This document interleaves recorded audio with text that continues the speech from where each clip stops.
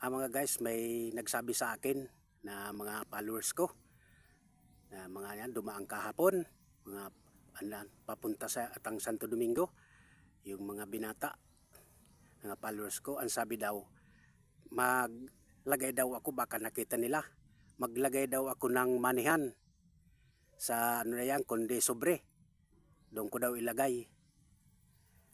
Kaya baka may nakita sila na ano na yan, yung mga vlogger din, katulad kong vlogger, may linalagay na ano na yan, manihan, lalagay sa sobre.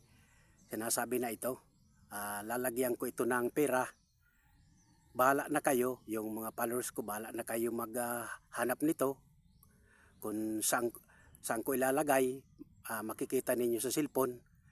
Pero para sa akin, wala, ano yun, kasi ilagay mo sa isang sobre, maraming mga followers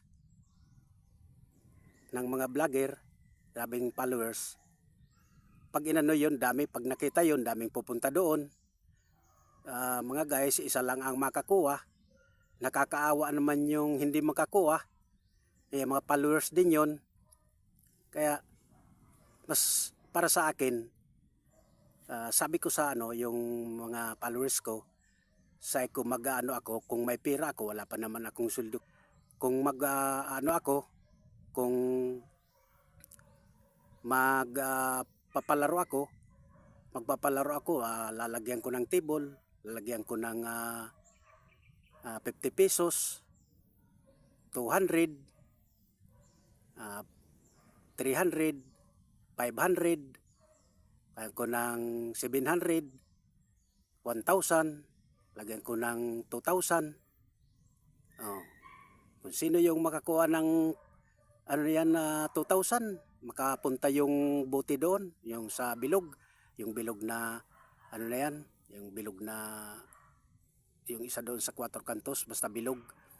Yun, gumugulong yun. Kung saan makatapat yun, makatapat, doon, yun ang makukuha nila pag nakatapat doon yung bote. Kasi matagal na laro yun pero pwede rin yun. Kasi lalagyan ko din na bigas para pati yung mga nanay, papalaruin ko din. Yung mga bata, papalaruin ko din. Kasi para masaya sila.